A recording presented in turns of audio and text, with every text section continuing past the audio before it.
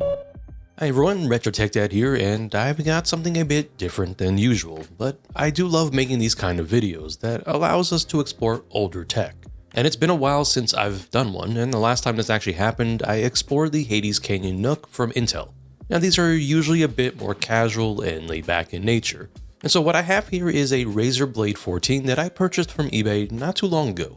And I bet you wouldn't believe me if I told you that I really like older tech, and videos like this kind of give me an opportunity to not only explore older tech, but also the possibilities of said older tech in today's world. So here is the Razer Blade 14, which I purchased off eBay for a whopping $150 US. And this beautiful laptop, believe it or not, came out 10 years ago, back in 2016. I've always appreciated the design of the Razer laptops, as I found them to be very MacBook-esque in style, with a very clean design, nicer build quality than some other brands, and most importantly, pretty powerful for the size of the chassis. Now, I've never personally owned a Razer laptop, as they were typically priced outside my budget, especially back in the day, but it's amazing what happens when a little bit of time passes, as this specific SKU from Razer was about $2,200 new back in 2016. And of course, adjusted for inflation, puts it at about $2,900 in today's value. And what did $2,200 get you back in the day? Well, this specific model is considered the V1 of the 2016 Blade 14.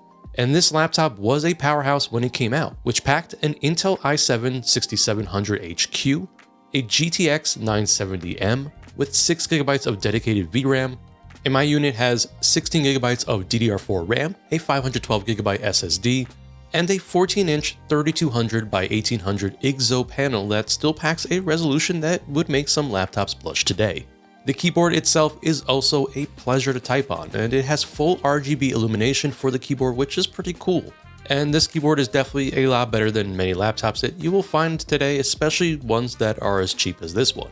This laptop also packed a decent amount of ports with not one, not two, but 3 USB-A ports, a dedicated HDMI out port, a 3.5mm headset port, and surprisingly a USB Type-C port, which was used to support the Razer Core, which was an external GPU that you could plug in and add even more horsepower to this laptop. And so this is pretty well equipped while still maintaining that slimmer profile, and it weighs only a little over 4 pounds, which is equally pretty nice. This particular unit is in pretty nice shape as well, with the only real issue being that the battery has been removed. And so I will need to source a new one, which will run about $40, but since this is a laptop, I can actually just power it on directly using the original 165-watt power adapter, which was included in this listing. Now, one thing I always like to do with any secondhand unit is just to kind of give it a nice quick cleaning and wipe down the outside and give it a good polish, if you will, and I have to say that this is such a gorgeous looking device. Now, the black is matte, so you know you're going to be wiping it down here and there, but it's not as bad as I was expecting. And it's pretty wild to see just how thin this unit is. I've got actually modern day laptops here that are definitely thicker than this, and even compared to my MacBook Neo here, you can see that it is impressively thin considering it's packing a dedicated GPU and active cooling. So I'll go ahead and wipe down the inside of the unit as well, and of course I'll spray down the display and take care of that. But really overall, this unit is in really great shape given the age of the laptop, and I'm excited to see what it can still do today. So let's plug this in and see if it powers on and whether or not it boots into an operating system. Okay, so it doesn't seem to react at first to any powering on, but I can confirm that there is power being supplied to the unit with the slow blinking green light. So I'll just go ahead and hold the power button until it's fully off and then try this again. Okay, so that did seem to do the trick, and it looks like it's booting, and we've got the Windows 10 setup, and it's been a minute since I've seen this, especially the one where Cortana is guiding you right from the start. So I'm going to go ahead and just do a local setup so we can quickly bypass this and get into the desktop. I will say that the display is probably one thing that dates this laptop a bit, since holy bezels Batman. But at least the resolution is pretty nice, so it is a balance, I guess. This unit also has some noticeable backlight bleed, but you know, it is what it is. And before we go any further, if you've been with me for a while, you know that I love taking things apart, and this will be no exception. And since I mentioned that this shipped without a battery, I do want to take a look inside and get it prepped, since I do have plans on installing a new battery. But we might as well take a look around, maybe see how dusty things are inside. And I actually think I'm going to go ahead and repaste the CPU and GPU, given that it's 10 years old.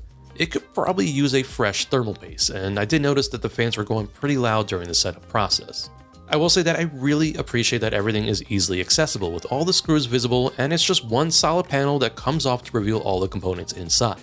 It looks like this is aluminum, as is the rest of the chassis, so again, it is a nicely machined laptop, especially if you think about the price point that I paid for. Now my hunch about it being dusty is definitely pretty accurate since there is some dust here on the bottom plate, and I imagine the same holds true for some of the other components. I'm going to do the same thing here and just quickly wipe it down with a wet cloth and get it all cleaned up.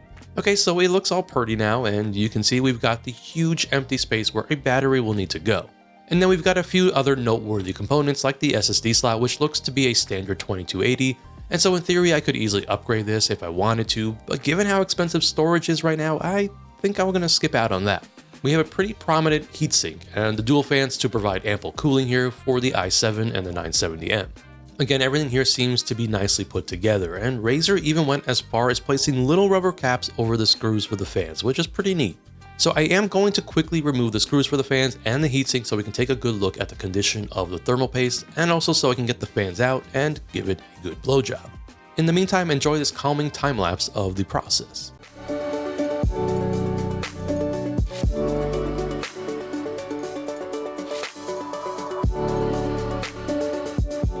Okay, so I got one of the fans out, and I'm honestly surprised by the small amount of dust that's present here. It's actually not as bad as I was thinking. The prior owner clearly didn't live in my house, where it's covered in dog fur in literally every corner. So back to the time lapse, and now the heatsink is free, and the thermal paste is also in surprisingly better condition than I was expecting.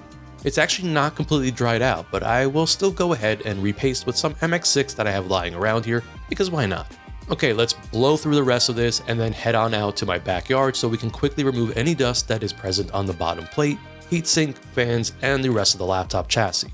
Now I apologize for the mess, I just recently finished building this pergola and everything is kind of all over the place, but fear not, I can take care of business and get this cleaned up, and then we'll head up back to my office and clean off that old paste and then slap some new paste on the CPU and GPU and get this going again and prepped for its new journey with me. So this cleaned off pretty easily. They were pretty generous with the amount that they applied since it did spill over a little, but it's not a big deal, and honestly I'm going to do the same thing with the MX6 and just not worry about it since it's non-conducive.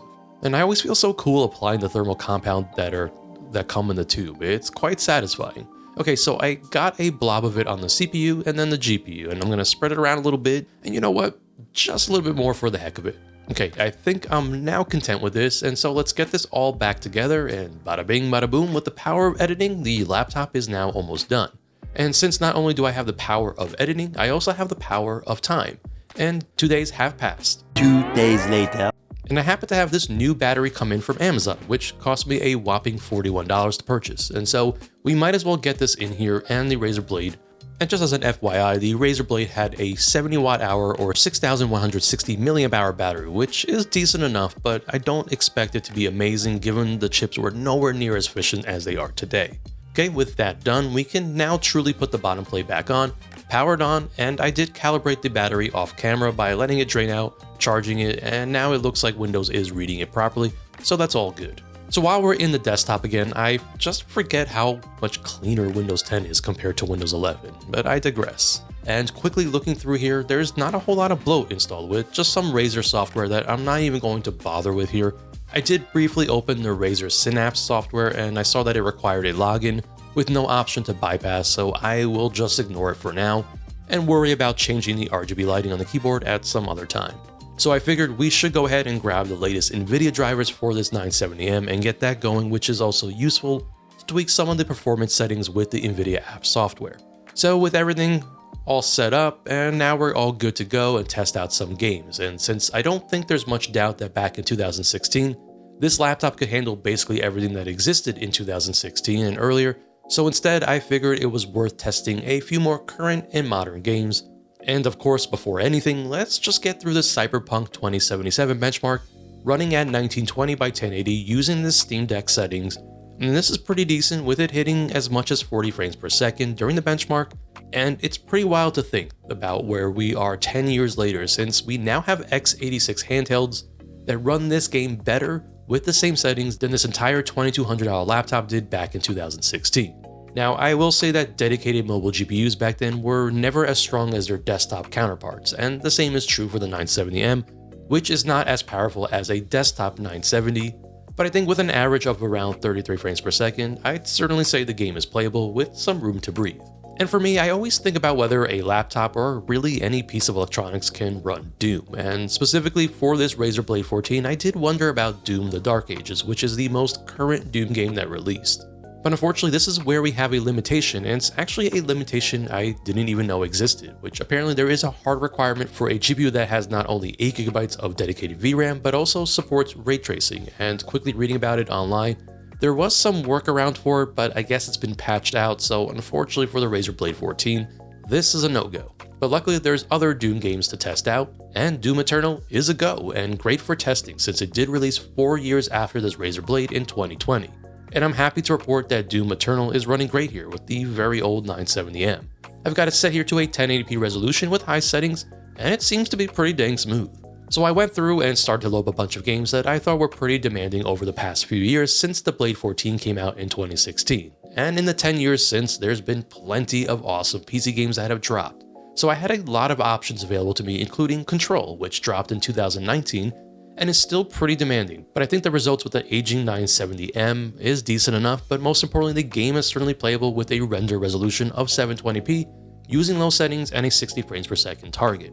Now for another 2019 PC game, Red Dead Redemption 2 did originally release in 2018, but for PC it came out a year after the console releases, and I think to this day is still a great game to benchmark performance with, and so this is a pretty demanding game that does better than I expected with the Blade 14. And there's a lot of settings that you can adjust with a game like Red Dead, but I found that targeting 30 frames per second gave us the most flexibility with settings, and so it seems to do pretty well here. So let's go a bit newer and check out some 2021 games with both Final Fantasy VII Remake and then some Forza Horizon 5, both of which are running very well here with the Blade 14, and it's pretty cool to see, honestly, that you could definitely get some mileage out of a high-end laptop from 2016. And I imagine it's a combination of games being optimized to run on a variety of platforms, but certainly the longer console generations have helped a lot of older hardware stay relevant. Another cool thing that has happened since 2016 is getting PlayStation exclusives on PC, which I imagine is something many of us back in the day thought would never happen. But here we are, and I thought I'd hop into some God of War Ragnarok, which released back in 2024, so this is 8 years after the Blade 14 released. And yet again, it manages to hold on, and while you won't be pushing this game to the max settings, the fact that it's playable is pretty awesome and not bad for a laptop that would have been 8 years old at the time. Finally, before we move on, I had to load up Resident Evil Requiem, which has become a new favorite of mine, and I finished this game on the Switch too and enjoyed every minute of the game. I was pleasantly surprised that this game works at all here on the Blade 14. And yeah, of course, I had to drop all the settings to the lowest possible using a 900p resolution and AMD FSR 1, which I've set to performance since AMD FSR 3 is actually a bit more demanding for this setup. And with a 30 frames per second target, the game is certainly playable and not bad for a PC game that just came out about 2 months ago and is playable on a now 10-year-old laptop. So before we wrap it all up, let's talk about some emulation. And I want to focus in on higher end stuff since obviously there's a lot of power here for most of the retro platforms. But this is kind of neat because obviously in 10 years a lot can happen, and when the Blade 14 came out, PlayStation 3 emulation was really only a few years old at the time and still very early in its capabilities. There's no doubt that since then RPCS3 has improved tremendously, and it is one of the best emulators out there today, with improvements and updates that happen all the time, and so I thought it would be far more interesting to check out how this aging laptop performs with RPCS3 today. Now, none of the testing here is meant to be like my usual thorough testing. Instead, this is just a fun experiment and a quick look at how some games run, but I did test some of my usuals that I'm quite familiar with using RPCS3, and I was pleasantly surprised. In fact, I was surprised that something like God of War 3, which is a very demanding game for PlayStation 3 emulation, ran at all with this laptop. And in general, PlayStation 3 emulation is very demanding of the CPU, and we can see that this poor i7 is being pushed to the absolute limits, and so I expect that a lot will still run here, but the age of the CPU is definitely the bottleneck. And back in 2016, when the Blade 14 came out, a little platform known as the Nintendo Switch did not even exist. And now, 10 years later, not only does it have a successor with the Switch 2, we also have a very viable and capable Switch emulator. And so neither of these things existed back in 2016, and this is probably even more of a curiosity for me with this 10-year-old laptop. I used the latest build of the Eden emulator for Windows, and again, a lot of games ran quite well, and so it gives this laptop another area that it can tackle and even more games that can run on here, which was something that it didn't even have the opportunity to do back in the day. Switch emulation is actually the opposite of PlayStation 3 emulation, and here for Switch emulation, it is taxing the GPU very hard. And so we're probably not going to be able to get away with some of the more demanding games like Tears of the Kingdom, but this is still pretty fun to see. And yeah, I think this is a pretty neat laptop that can still perform even 10 years later, which is pretty wild to think about. So I guess if you did commit to the $2,200 price tag when it launched, you definitely got some mileage out of it. I think after 10 years, it's obviously showing its age in various ways, including a far less efficient CPU and GPU, and in terms of running much newer games like Doom: The Dark Ages. But this thing can still handle a lot, and for the price will probably outperform all the laptops available at around $200, so you could definitely do a lot worse for the money, which goes to show that older cutting-edge tech can still be very much enjoyed years later for a fraction of the price, much like a car that's been driven off the lot and depreciated. And plenty of people, including myself, buy used cars, oftentimes for a lot less, so why not consider older but higher end tech that can still perform? Anyways, I hope you enjoyed exploring this laptop with me, and I do plan on doing more of these videos in the future since this is kind of what I like to do personally off camera, and so I think it will be fun to share my journey with older tech. Let me know if there are things you want to see me talk about specifically. Until the next time, as always, I am the Retro Tech Dad, and thank you so much for watching.